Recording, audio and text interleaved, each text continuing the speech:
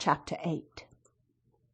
What I had said to Mrs. Grose was true enough. There were in the matter I had put before her depths and possibilities that I lacked resolution to sound, so that when we met once more in the wonder of it, we were of a common mind about the duty of resistance to extravagant fancies.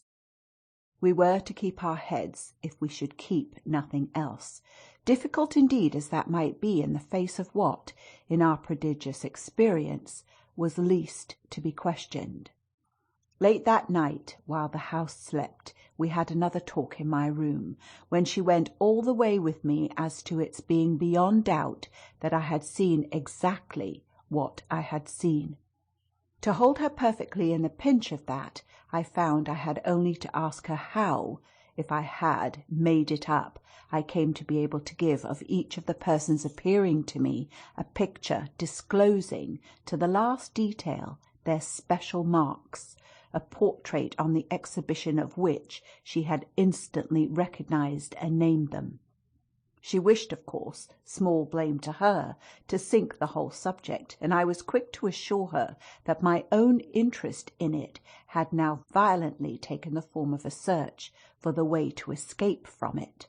I encountered her on the ground of a probability that with recurrence, for recurrence we took for granted, I should get used to my danger, distinctly professing that my personal exposure had suddenly become the least of my discomforts. It was my new suspicion that was intolerable, and yet even to this complication the later hours of the day had brought a little ease. On leaving her, after my first outbreak, I had of course returned to my pupils, associating the right remedy for my dismay with that sense of their charm which I had already found to be a thing I could positively cultivate, and which had never failed me yet. I had simply, in other words, plunged afresh into Flora's special society, and there become aware, it was almost a luxury, that she could put her little conscious hand straight into the spot that ached. She had looked at me in sweet speculation, and then had accused me to my face of having cried.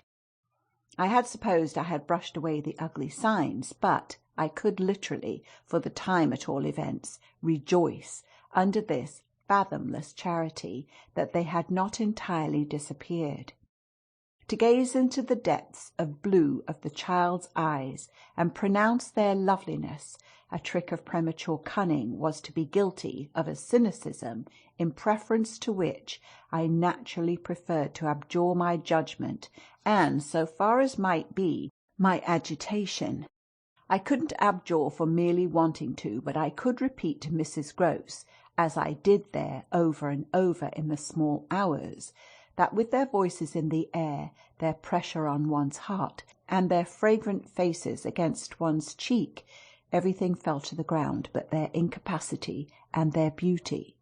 It was a pity that somehow, to settle this once for all, I had equally to re-enumerate the signs of subtlety that, in the afternoon, by the lake, had made a miracle of my show of self-possession. It was a pity to be obliged to re-investigate the certitude of the moment itself, and repeat how it had come to me as a revelation that the inconceivable communion I then surprised was a matter for either party, of habit. It was a pity that I should have had to quaver out against the reasons for my not having, in my delusion, so much as questioned that the little girl saw our visitant even as I actually saw Mrs. Grose herself, and that she wanted, by just so much as she did thus see, to make me suppose she didn't, and at the same time, without showing anything, arrive at a guess as to whether I myself did. It was a pity that I needed once more to describe the portentous little activity by which she sought to divert my attention, the perceptible increase of movement, the greater intensity of play, the singing, the gabbling of nonsense, and the invitation to romp. Yet if I had not indulged to prove there was nothing in it in this review, I should have missed the 2 or 3 dim elements of comfort that still remained to me. I should not, for instance, have been able to asseverate to my friend that I was certain, which was so much to the good, that I at least had not betrayed myself. I should not have been prompted by stress of need, by desperation of mind, I scarce know what to call it, to invoke such further aid to intelligence as might spring from pushing my colleague fairly to the wall. She had told me bit by bit, under pressure, a great deal, but a small shifty spot on the wrong side of it all still sometimes brushed my brow like the wing of a bat, and I remember how on this occasion, for the sleeping house and the concentration alike of our danger and our watch seemed to help, I felt the importance of giving the last jerk to the curtain. "I don't believe anything so horrible," I recollect saying. "No, let us put it definitely, my dear, that I don't. But if I did, you know, there's a thing I should require now, just without sparing you the least bit more. Oh, not a scrap. Come, to get out of you." What was it you had in mind when, in our distress, before Miles came back over the letter from his school, you said, under my insistence, that you didn't pretend for him that he had not literally ever been bad? He has not literally ever, in these weeks that I myself have lived with him and so closely watched him, he has been an imperturbable little prodigy of delightful, lovable goodness. Therefore you might perfectly have made the claim for him if you had not, as it happened, seen an exception to take. What was your exception, and to what passage in your personal observation of him did you refer? It was a dreadfully austere inquiry, but levity was not our note, and, at any rate, before the grey dawn admonished us to separate, I had got my answer. What my friend had had in mind proved to be immensely to the purpose. It was neither more nor less than the circumstance that for a period of several months Quint and the boy had been perpetually together. It was, in fact, the very appropriate truth that she had ventured to criticise the propriety, to hint at the incongruity of so close an alliance, and even to go so far on the subject as a frank overture to Miss Jessel. Miss Jessel had, with a most strange manner, requested her to mind her business, and the good woman had, on this, directly approached little Miles.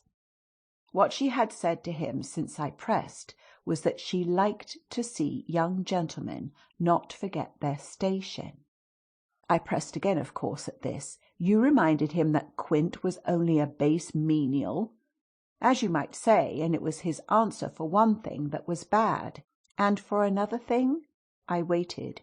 He repeated your words to Quint. No, not that. It's just what he wouldn't. She could still impress upon me. I was sure, at any rate, she added, that he didn't, but he denied certain occasions. What occasions? When they had been about together, quite as if Quint were his tutor, and a very grand one, and Miss Jessel only for the little lady, when he had gone off with the fellow, I mean, and spent hours with him. He then prevaricated about it. He said he hadn't. Her assent was clear enough to cause me to add in a moment, "I see. He lied." "Oh," Mrs. Grose mumbled. This was a suggestion that it didn't matter, which indeed she backed up by a further remark. "You see, after all, Miss Jessel didn't mind. She didn't forbid him."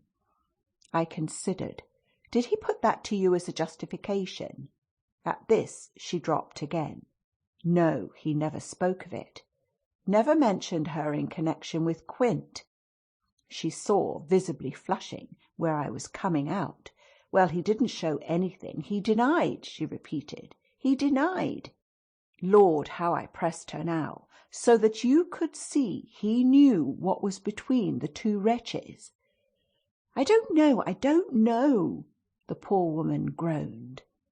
"You do know, you dear thing," I replied, "only you haven't my dreadful boldness of mind, and you keep back, out of timidity and modesty and delicacy. Even the impression that, in the past, when you had, without my aid, to flounder about in silence, most of all made you miserable. But I shall get it out of you yet. There was something in the boy that suggested to you," I continued, "that he covered and concealed their relation." "Oh, he couldn't prevent your learning the truth, I dare say. But heavens!" I fell with vehemence a-thinking, "what it shows that they must have succeeded in making of him." "Ah, nothing that's not nice now," Mrs. Grose lugubriously pleaded. "I don't wonder you look green," I persisted, "when I mentioned to you the letter from his school." "I doubt if I looked as queer as you," she retorted with homely force. "And if he was so bad then as that comes to, how is he such an angel now?" "Yes, indeed. And if he was a fiend at school, how?"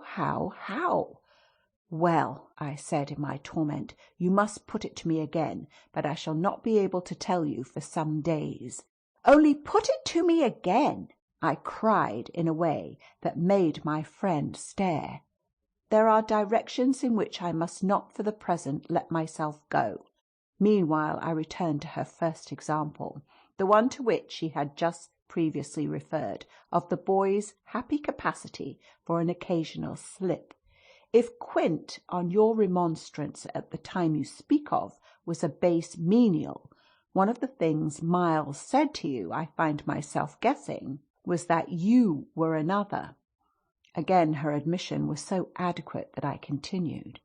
"And you forgave him that? Wouldn't you?" "Oh, yes." And we exchanged there in the stillness a sound of the oddest amusement. Then I went on. "At all events, while he was with the man, Miss Flora was with the woman. It suited them all. It suited me too, I felt, only too well, by which I mean that it suited exactly the particularly deadly view I was in the very act of forbidding myself to entertain. But I so far succeeded in checking the expression of this view that I will throw, just here, no further light on it than may be offered by the mention of my final observation to Mrs. Grose.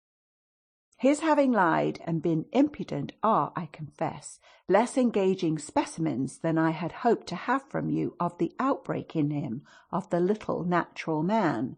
Still, I mused, they must do, for they make me feel more than ever that I must watch. It made me blush the next minute to see in my friend's face how much more unreservedly she had forgiven him than her anecdote struck me as presenting to my own tenderness an occasion for doing. This came out when at the schoolroom door she quitted me. "Surely you don't accuse him of carrying on an intercourse that he conceals from me? I'll remember that until further evidence. I now accuse nobody." Then, before shutting her out to go by another passage to her own place, "I must just wait," I wound up. End of chapter 8.